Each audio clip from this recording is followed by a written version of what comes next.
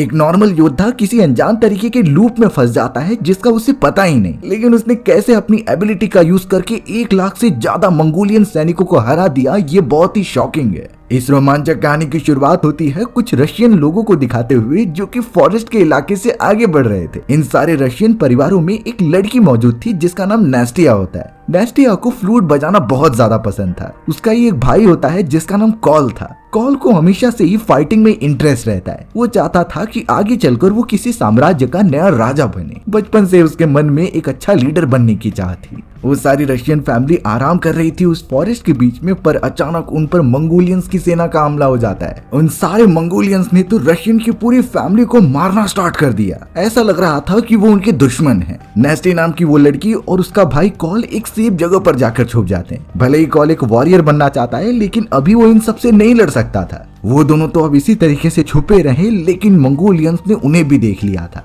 वो कॉल को भी अपने साथ पकड़ लेते हैं और यहाँ पूरा सीन एकदम से ब्लैंक हो गया होता है। अब हमें वो मोमेंट दिखाया जाता है जब कॉल एकदम से बड़ा हो चुका था। कॉल को अजीब तरीके के सपने आते हैं जिससे वो एकदम परेशान हो गया और जोर से चिल्लाने लगा। कॉल के पास अब तुरंत ही उसकी बहन नेस्टी भागती हुई आती है और वो उसे कंफर्टेबल कर रही थी। नेस्टिया भी अब यहाँ काफी बड़ी और सुंदर हो चुकी होती है। कॉल काफी परेशान था, इसीलिए नेस्टिया ने उसे सब कुछ बताना स्टार्ट किया। नेस्टिया ने बताया कि हमारी शादी हो चुकी है और हमारे 3 बच्चे हैं। कई साल पहले वो मंगोलियन से बचकर वापस आ गए और यहाँ वो एक दूसरे साम्राज्य में रह रहे हैं। कॉल तो उसी साम्राज्य के प्रिंस का एक सिपाही था, लेकिन प्रॉब्लम की बात ये होती है कि कॉल को इतने साल तक जो भी हुआ वो याद क्यों नहीं रहता। हर एक चीजें एकदम पजल जैसी थी जो उसे समझ नहीं आ रही होती। कॉल ने ये नोटिस किया कि नेस्टिया जो बोल रही है वो सच है। वो सच में किसी दूसरे साम्राज्य में आ चुका है। कॉल को फिलहाल के लिए नेस्टिया के साथ थोड़ा टाइम स्पेंड करके और भी बातें जाननी थी, लेकिन अब उस जगह पर कारकन नाम का एक सिपाही आ जाता है जो कॉल को अपने साथ महल में लेकर जाने आया था। कॉल को मजबूरी के कारण जाना पड़ता है क्योंकि वो वहाँ के प्रिंस यूरी के लिए काम करता है। कॉल जब बाकी सैनिकों के पास पहुंचा तो सभी उसे सैल्यूट करते हैं जैसे कि उसका सैनिकों में पद बड़ा है। कॉल भी इन चीजों को अभी समझ ही रहा था।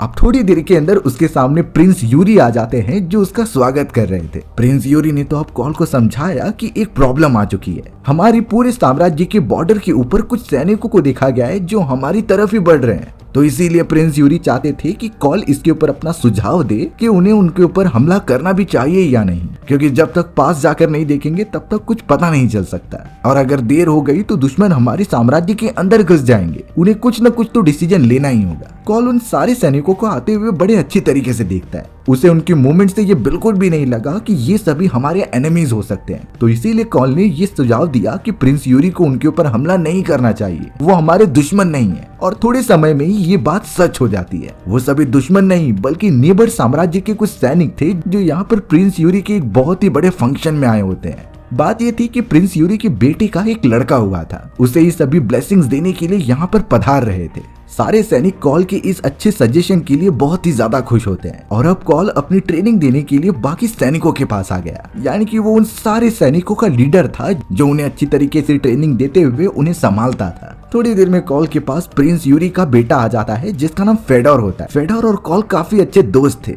पर कॉल को इन चीजों के बारे में बिल्कुल याद नहीं रहता। उसके दिमाग में जो भी आते जा रहा था वो उन्हें एक्सेप्ट करता है। फेडोर ने तो कॉल को कहा कि तुम बहुत ही अच्छा काम कर रहे हो, और काम खत्म होने के बाद महल में एक बहुत ही बड़ा जश्न प्लान किया गया है। फेडोर ने कॉल को भी इनवाइट किया जिससे कि हम मजे कर सकते हैं, लेकिन कॉल को देखना था कि फेडोर भी ताकतवर है कि नहीं, इसीलिए वो उसे तलवारबाजी के लिए चैलेंज करता है। फेडोर ने तो जोश जोश में ये चैलेंज एक्सेप्ट कर भी लिया था, और जब वो सैनिकों से लड़ाई कर रहा था तो वो हार जाता है। फेडोर की सबके सामने बेइज्जती हो गई और वो गुस्से में वहां से चला जाता है। कॉल अब यहाँ पर अपना काम खत्म करने के बाद घर पर आ चुका था। वो तो अपने बच्चों और वाइफ के लिए बहुत सारे गिफ्ट लाया था। बच्चों के लिए उसने छोटा सा प्राणी लाया था जो बहुत ही ज्यादा क्यूट होता है, और अपनी वाइफ के लिए वो एक अजीब तरीके का लकड़ी का टुकड़ा लाता है जो कि उसे पसंद था। लेकिन उस टुकड़े को देखकर नेस्टिया पता नहीं खुश नहीं होती। वो उस टुकड़े को जाकर रख देती है और वहां से चली जाती है। लेकिन उसी जगह पर हमें पता चला कि उस तरीके के कई सारे लकड़ी के स्ट्रक्चर्स रखे हुए हैं, और यही सेम स्ट्रक्चर्स कॉल हमेशा नेस्टिया को गिफ्ट करता था। सारी चीजें कॉल को याद ही नहीं रहती और ये चीजें रिपीट करता जाता है। आखिर इसका असली प्रॉब्लम क्या है ये नेस्टिया को पता होने के बावजूद भी वो कॉल को नहीं समझाती। हमें तो प्रिंस यूरी के आलीशान महल के अंदर दिखाया जाता है। उस जगह पर सभी इकट्ठा हुए थे राजा के बेटे को आशीर्वाद देने के लिए। सभी खुश लग रहे होते हैं और सबसे ज्यादा खुशी फेडोर के चेहरे पर थी। आखिर उसका बेटा इस दुनिया में आ चुका है। पर तभी अचानक कई सैनिक आकर उन्हें चेतावनी देते हैं कि मंगोलियंस की एक बहुत ही बड़ी सेना उनके साम्राज्य में घुसने की कोशिश कर रही है। ये सुनते ही वहाँ पर जितने भी लोग आए थे वो बहुत ही ज्यादा डरने लगे। तुरंत ही उस सेरेमनी को भंग किया जाता है और सारे सैनिकों को तैनात कर देते हैं साम्राज्य के महल के ऊपर। वो सभी देख पा रहे थे मंगोलियंस की एक बहुत ही बड़ी सेना जो शायद पूरे साम्राज्य को अपने कब्जे में करने के लिए उनकी तरफ बढ़ रही होती है। अब अचानक इस तरीके से हमले से कैसे बचा जाए किसी को नहीं समझता। प्रिंस यूरी के सलाहकार यही सजेशन दे रहे थे कि हमें अपने आसपास के साम्राज्य से मदद मांगनी चाहिए। इससे हमारा सैनिकी बल काफी बढ़ जाएगा और फिर हम मंगोलियन से सामना कर पाएंगे। प्रिंस यूरी को भी ये बात बहुत अच्छी लगती है, इसीलिए उसने अपने सैनिकों को ये आदेश दे दिया कि वो अलग अलग साम्राज्य में जाकर मदद लेकर आए। लेकिन इससे पहले उन्हें ये जानना था कि मंगोलियंस आखिरकार चाहते क्या है, वो इस तरीके से उन पर हमला क्यों कर रहे हैं। बाहर की तरफ हमें कॉल दिखाया गया जो उस पूरी मीटिंग को छोड़कर बीच में ही आ गया होता है। वो दरअसल सिटी में माहौल देखने आया था कि सभी कितने परेशान हैं, क्योंकि अब मंगोलियन का हमला होने वाला है, यानी हर एक फैमिली की जान खतरे में हो सकती है। सभी अपने अपने सामान इकट्ठा कर रहे थे ताकि बैटल ग्राउंड के एरिया से काफी दूर चले जाएं। अब इन्हीं चीजों के बीच कॉल को एक वैद्य मिलता है जो कि उससे कुछ मेडिसिन मांग कर रहा था। उसे ये मेडिसिन अपने फैमिली के लिए चाहिए थे, लेकिन कॉल यहाँ पर खुद के ही यादों से परेशान होता है क्योंकि उसे बार बार चीजें भूलती जा रही थी। फिलहाल तो उसके सामने जो भी आ रहा था वो उसे एक्सेप्ट करके अपने से रिलेटेड मांग देता, लेकिन अब मंगोलियंस की सेना का हमला होना और इस तरीके से कैसे कंडीशन को कंट्रोल करना ये उसे बिल्कुल नहीं समझता। उस वैद्य का नाम जैक होता है जिसे कि मंगोलियन भाषा बहुत अच्छी तरीके से आती थी और ये बात कॉल ध्यान में रखता है। अब जब यहाँ कॉल वापस अपने घर पर नेस्टिया के पास आया तो पता चलता है कि प्रिंस यूरी वहाँ पर पहले से ही मौजूद थे। प्रिंस यूरी को कॉल से एक बहुत ही इंपॉर्टेंट काम था। दरअसल प्रिंस यूरी चाहते थे कि कॉल अपने कुछ साथियों के साथ मंगोलियंस के उस कैंप में जाए और एक्चुअल में पता लगा पाए कि वहाँ के सरदार क्या चाहते हैं। प्रिंस यूरी तो सिक्योरिटी रीजंस की वजह से ही वहाँ नहीं जा रहे थे। कॉल को ये सारी चीजें एक कमांड जैसी लगती हैं और उसे बिल्कुल भी रिस्क का अंदाजा नहीं था। उसे ऐसा लग रहा था कि प्रिंस यूरी जो कहेंगे वो उससे भली बात ही पूरा करेगा। इन चीजों को नेस्टिया ने भी समझ लिया था कि मंगोलियंस की उस कैंप में जाना खतरे से खाली नहीं है। वो तो राजा के सामने रोने लगी कि उसके हस्बैंड को इस तरीके से खतरे के मुंह में मत भेजो। बट शायद कॉल ने अब यहाँ प्रिंस यूरी की बात मान ली थी, यानी वो अपने कुछ साथियों के साथ जाएगा मंगोलियंस के उस कैंप में जहाँ पर वो मंगोलियन के सरदार के साथ बातचीत करके उनका रीजन पूछ कर आएगा। कुछ समय के अंदर उन सैनिकों को चुन लिया जाता है जो कॉल के साथ उस कैंप में जाएंगे। कारकन भी उस सेना में शामिल होता है और उसने जैक नाम के उस वैद्य को भी अपने साथ ले लिया था, क्योंकि जैक को मंगोलियन भाषा आती है और वो एक इंटरप्रेटर का काम कर सकता है। वो अपनी एक मेड को कॉल के साथ भेज देती है जो उसके खाने पीने का ध्यान रखेगी। नास्टिया खुद यहाँ रुककर अपने बच्चों की देखरेख करना चाहती है। कॉल भी अपने वाइफ को अलविदा कहता है और वहाँ से अपने साथियों के साथ निकल पड़ता है मंगोलियंस के कैंप की तरफ। उनका सफर बहुत ही लंबा होने वाला था, उस हिसाब से वो सभी तैयारी करके गए थे और रिसोर्सेज अपने साथ रखे होते हैं। चारों तरफ बर्फबारी हो रही थी और जैसे लगता है कि तूफान ही आ जाएगा। फिर भी वो सब किसी भी तरीके से मंगोलियंस के उस बड़े से कैंप में पहुंच जाते हैं। सैनिक तो उन सभी की जांच पड़ताल करके अंदर भेजते हैं। सभी लोग एक साथ बैठे हुए होते हैं और उस जगह पर मंगोलिया के एक राजा बाटू की एंट्री होती है। बाटू तो गेंगिस खान की फैमिली से बिलोंग करता था। ये वही लोग हैं जो आसपास के साम्राज्य को बहुत ही बुरी तरीके से खत्म करके अपने अंडर ले लेते। सबसे पहले बाटू ने अपने सैनिकों को आदेश दिया कि इन सभी लोगों को अच्छा खासा खाना खिलाया जाए। कॉल और उसके सभी मेंबर्स एक साथ बैठ जाते हैं और जैसा बाटू कह रहा था वैसा ही करते हैं। अब जैक जिसे की मंगोलियन भाषा आती थी वो साफ साफ पूछने लगा कि आप हमसे क्या चाहते हो। बाटू ने बताया कि मेरी ऐसी तुमसे कोई भी दुश्मनी नहीं है, लेकिन प्रिंस यूरी की ये पूरा साम्राज्य एक ऐसी जगह पर है जो उन सभी के लिए लकी हो सकता है। मंगोल्स तो उस जगह पर कब्जा करके अपने साम्राज्य को खड़ा करना चाहते हैं और इसी वजह से बाटू चाहता था कि ये साम्राज्य उसके हवाले हो जाए। सारी बातें अच्छी तरीके से समझने के बाद अब यहाँ कॉल सीधा खड़े होकर बिना डरे बाटू से कह देता है कि हम सब साम्राज्य तुम्हारे हवाले नहीं करने वाले, तुम्हें हम सबसे लड़कर आगे बढ़ना होगा। कॉल जिस तरीके से बाटू को देख रहा था ये एक डिसरिस्पेक्ट की तरह साउंड करता है, लेकिन बाटू थोड़ा सा खुश हो रहा था कॉल की इस बहादुरी को देखकर। वो कॉल को कुछ नहीं करता बल्कि उसे एक पेंडेंट पहना देता है। दरअसल ये वो निशानी होती है जिसमें कि अगर कॉल मंगोलियन साम्राज्य के अंदर आया तो सैनिक उस पर हमला नहीं करेंगे। अब बाटू पता नहीं क्यों उन सभी को आराम से बिठाकर कुछ संगीत बजाकर डांस कराने लगता है लेडीज को, लेकिन कॉल और उसके साथियों को अंदाजा नहीं था कि ये उन्हें गुमराह करने की कोशिश की जा रही है। जैसे ही कॉल और उसके सैनिकों का ध्यान भटकता है तो मंगोलियंस की सेना हमला करने लग गई, पर कॉल ने सही समय पर उन सभी को संदेश दे दिया। अब उसी टेंट के अंदर काफी घमासान तलवारबाजी होने लगती है। एक तरफ कॉल और उसकी छोटी सी टीम थी तो दूसरी तरफ मंगोलियंस की बड़ी सेना।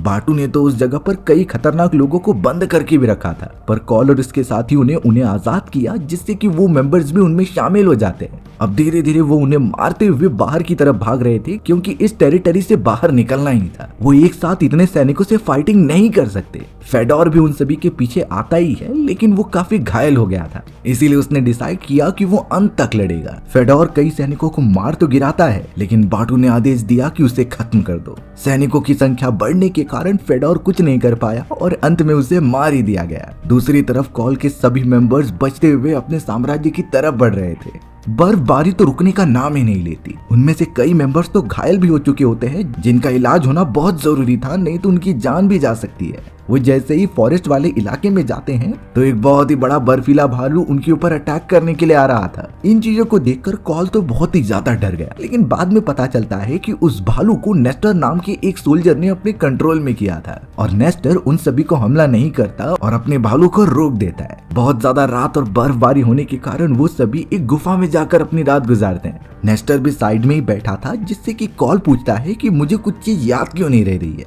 अगर वो सुबह उठता है तो सारी चीजें भूल जाता है। नेस्टर ने कहा कि ये एक अच्छी बात भी हो सकती है क्योंकि तुम्हें हमेशा एक नई लाइफ शुरुआत करने का मौका मिलता था। नेस्टर कुछ भी चीजें प्रॉपर बता नहीं रहा होता, इसीलिए कॉल ने बाद में पूछा भी नहीं। सुबह होने पर कॉल अपने सारे मेंबर्स के साथ वहां से चला गया होता है। नेस्टर शायद उसी गुफा में मौजूद था और शायद वही उसका घर है। कॉल और उसके सभी साथी साम्राज्य की तरफ बढ़ते हैं क्योंकि उन्हें सभी सैनिकों और प्रिंस यूरी को यह संदेश देना था कि मंगोलियंस जल्द से जल्द हमारे साम्राज्य पर हमला करने आ रहे हैं। इसकी तैयारी तो करनी ही होगी। लगातार ट्रैवल करते हुए कॉल और उसके सभी साथी जब अपने साम्राज्य में पहुंचते हैं तो वहाँ की हालत बहुत ही ज्यादा खराब हो चुकी थी। मंगोलियंस की सेना ने यहाँ पर पहले ही हमला कर दिया होता है और सभी को मार दिया था। यहाँ तक कि प्रिंस यूरी भी खत्म हो चुके थे और नेस्टिया भी मारी जा चुकी थी। कॉल और उसके सभी साथी इस तरीके से सारी चीजें देखकर एकदम चौंक जाते हैं और उनकी होप भी टूट चुकी थी। खास करके कॉल को ही सबसे ज्यादा सदमा लगा था। अब सबसे पहले कॉल कुछ साथियों के साथ अपने साम्राज्य का वो बेल ओपन करता है और जोर से बजाने लगता है। ये उन सर्वाइवर्स के लिए है जो उस हमले से बच चुके हैं। इस बेल के रिंग होने का मतलब था कि वो पास में आ जाए जिससे वो सुरक्षित रहेंगे। बट प्रॉब्लम हो गई कि घंटी की आवाज सुनकर मंगोलियंस की कुछ और सेना वहां पर आने लगी थी। चारों तरफ अब हड़बड़ी मच चुकी होती है। कॉल को जब ये पता चला तो वो अपने साथियों के साथ एक प्लान बनाता है। उसे प्लान के हिसाब से चलते हुए कॉल उसी जगह पर रह गया जिससे कि मंगोलियन सैनिक वहां आते हैं और कॉल को फांसी लगाने की तैयारी करते हैं। बट कॉल कुछ समय तक कुछ भी नहीं करता। जब सैनिक थोड़ा पास और आ गए थे तब उसने अपने आप को छुड़ाया और उन्हें मारना स्टार्ट किया। कॉल के इशारा करने पर उसके सैनिक भी बाहर आ गए और मंगोलियन सेना पर हमला करने लगे। उन मंगोलियंस की टुकड़ी इतनी अचानक हमले को झेल ही नहीं पाती और एक एक करके वो मरते जाते हैं। कॉल ने भी अपने फाइटिंग स्किल का यूज करके उन सभी को खत्म किया। उन लोगों ने आखिरकार मंगोलियंस की उस छोटी सी सेना को मार ही दिया होता है। उस जगह पर तो अब सारे सर्वाइवर्स आ चुके थे जिसमें मोस्टली बच्चे शामिल होते हैं। तो इसीलिए कॉल ने कुछ लोगों को कहा कि तुम बाकी साम्राज्य वालों को इन्फॉर्म कर दो और उनसे मदद मांग कर लेकर आओ। सभी बच्चों को वो नेस्टर के उस गुफा में जाकर छुपा देगा जिससे वो सुरक्षित रहेंगे और बाकी जो बच्चे हैं वो प्लान बनाएंगे कि किस तरीके से अपने आप की प्रोटेक्शन की जाए। अब जैक नाम का वही वैद्य जब वहां पर आता है तो उसने एक प्लान बताया। वो एक अजीब तरीके का लिक्विड पानी में मिला देता है जो कि मंगोलियन सेना कंज्यूम करती थी और अब उसे खराब पानी को पीने के बाद पूरी सेना बीमार पड़ जाती है। इससे मंगोलियंस का सैनिकी बल थोड़ा सा कम हो गया था। कॉल ने तो कुछ सैनिकों का ध्यान भटकाने के लिए तीर से हमला किया और उस पर लेटर के कुछ टुकड़े डाल दिए। वो उस पर लोकेशन डालता है कि मैं इस जगह पर अकेला हूँ। थोड़ी देर बाद उन्हीं लोकेशन को फॉलो करते हुए मंगोलियंस का एक लीडर अपने कुछ सेना को लेकर वहां आ गया होता है। सारे सैनिक तुरंत ही कॉल की तरफ हमला करने के लिए बढ़ते हैं क्योंकि उन्होंने पानी गंदा करके उनके कई साथियों को बीमार कर दिया था। बट ये तो कॉल और उसके सैनिकों द्वारा बिछाया गया एक जाल होता है। जैसे ही मंगोलियन सैनिक कॉल के पास बढ़ते हैं तो पीछे से लगातार तीरों का हमला होता है। कोई भी सैनिक कॉल को टच भी नहीं कर पाता। उस टुकड़ी में जितने भी मंगोलियन सैनिक आए थे सब मारे गए। पर अचानक अब कॉल बेहोश हो जाता है। सभी लोग उसे उठाने की कोशिश कर रहे थे, लेकिन शायद उसे दौरा पड़ा है और वो बहुत सारी चीजें भूल जाएगा। थोड़े समय बाद हमें कॉल ही दिखाया गया था जो कि होश में आ रहा था। कॉल के सामने तो उसकी मेड होती है जो उसकी वाइफ ने ही उसकी देखरेख के लिए रखा था। कॉल को सिर्फ इतना ही याद था कि उस पर हमला हुआ है और उसे अपनी प्रोटेक्शन करनी है। वो सभी मंगोलियंस उसकी फैमिली को भी मार रहे हैं। कॉल की मेड उसे आजाद करती है, पर कॉल उसे बहुत ही बुरा भला बोलकर अपने ही लोगों को मारने लगा। सभी सैनिक कॉल को समझाते हैं और उसे कंट्रोल करने की कोशिश करते हैं। यहाँ तक कि कारकुन और जैक ने भी उसे पकड़कर समझाया कि तुम हमारे लीडर हो, तुम्हें हम सभी को गाइड करना चाहिए, ना कि हम सभी से लड़ना चाहिए। इतना सब कुछ बोलने के बाद शायद अब कॉल को थोड़ी चीजें याद आने लगती है। वो एकदम शांत हो गया था और जाकर अपनी मेट से भी माफी मांगता है। भले ही वो सारी चीजें भूल रहा है, लेकिन उसका बिहेवियर बहुत ही रूड था। अब एक दिन कॉल को बहुत ही अजीब तरीके की आवाजें आ रही थी, जिसे वो फॉलो करते हुए एक खुले इलाके में आ गया। पीछे पीछे उसकी मेड भी आ जाती है। कॉल को बाद में पता चला कि वहाँ पर उसका वो तीसरा मैसेंजर है, जिसे कि उसने दूसरी तरफ भेजा था मदद मांग कर लाने के लिए। उसे बहुत बुरी तरीके से मारकर लटकाया गया था। कॉल जब वहाँ पहुँचता है तो पता चला कि ये तो मंगोलियंस द्वारा बनाया गया एक ट्रैप है। मंगोलियंस का एक लीडर भी वहाँ पर मौजूद था जो सेना के साथ सीधा हमला करता है कॉल के ऊपर। लेकिन कॉल पहले से काफी ज्यादा ताकतवर बन चुका था। उसने हर एक वार को अच्छी तरीके से रोका और जितने भी सैनिकों को हो सके उन्हें डैमेज पहुंचाता। शायद देखकर लग रहा था कि इतने सैनिकों के सामने कॉल टिक नहीं पाएगा, पर तब तक वहां एंट्री होती है नेस्टर और उसके बहुत ही बड़े बर्फीले भालू की। वो बड़ा भालू सीधा आकर मंगोलियंस के सैनिकों पर ही हमला करने लगा। इवन वो उन्हें चांस ही नहीं देता पलटवार करने का। कई सारे सैनिक तो डर कर वहां से भागने भी लगे थे। वो सेना की टुकड़ी भी अब पूरी तरीके से खत्म हो चुकी थी, क्योंकि नेस्टर के भालू ने बहुत अच्छे समय पर मदद की होती है। जो सैनिक वहां से भाग गए वो मंगोलियंस के साम्राज्य में पहुंचते हैं। उनका वो लीडर जो हार चुका था वो अपने राजा बाटू के सामने सब कुछ बताता है कि कैसे उनकी मदद एक भालू ने की और उन्होंने अब तक उनके कई सारे सैनिकों को मार गिराया है। बाटू तो इस बात से बहुत ही गुस्सा हो रहा था और उसके साथ मिलकर अब वो एक प्लान बनाता है। उसने फिलहाल अपने सैनिकों को आदेश दिया कि जितनी भी सेनाएं उस साम्राज्य की तरफ मुड़ रही हैं सभी को पीछे ले लो, यानी वो इस समय हमला नहीं करेंगे। दूसरी तरफ कॉल और बाकी सब जब वहां पहुंचते हैं तो उस जगह पर न्यूज फैल गई कि सभी मंगोलियंस अब पीछे हट रहे हैं, यानी उनकी पूरी साम्राज्य अब सुरक्षित है। इस बात का वो सारे सैनिक बहुत ही अच्छी तरीके से जश्न मनाने लगे थे।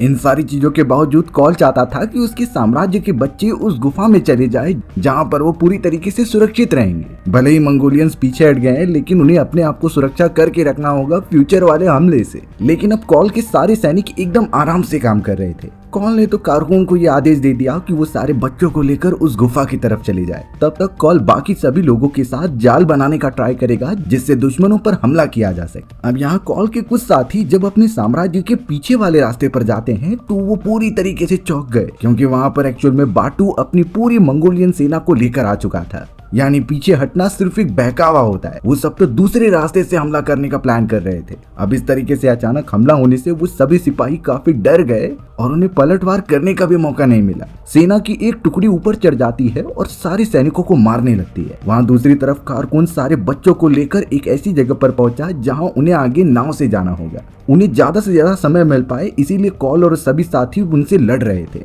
कारकुन और बच्चों को ज्यादा समय मिल जाए उन मंगोलियंस की सेना से लड़ रहे थे। कॉल के पास तो सिर्फ 100 ही सिपाही थे, लेकिन मंगोलियंस की सेना में लाखों सैनिक होते हैं जो एक बार अगर टूट पड़े तो सभी को मार देंगे। कॉल ये बात समझ चुका था, लेकिन वो फिर भी सैनिकों से लड़ता रहता है अपनी आखिरी सांस तक। बाकू इन चीजों को नोटिस कर रहा था कि इतनी सेना देखने के बाद कोई भी राजा अपनी सत्ता हमें कुर्बान कर देगा, लेकिन कॉल के मन में जरा भी डर आ ही नहीं रहा था। अब तो बाकू ने आदेश दिया तीर चलाने का, जिससे पूरा आसमान तीर से भर जाता है। कॉल का हर एक सिपाही बहुत बुरी तरीके से मारा गया था, बट वो खुश था कि एटलीस्ट वो बच्चों को बचा पाया और कारकुन उन्हें सेफ जगह पर लेकर चला जाता है। बाटू कॉल की इस महानता को देखकर काफी चौंक गया था। वो फिर पूछता है कि आखिर तुम्हें क्या चाहिए, बट कॉल का सिंपल जवाब था कि वो अपने साम्राज्य को किसी के हवाले नहीं करेगा। बाटू ने आदेश दिया कि उसके ऊपर हमला किया जाए। कई सारे पत्थर कॉल के ऊपर मार दिए जाते हैं, जिससे वो अधमरा हो गया था। थोड़ी देर बाद जब कॉल उठता है तो उसके सभी साथी मारे गए थे और अब वो मंगोलियन सेना के पास आने लगा उसी गोल्डन पेंडेंट को दिखाते हुए।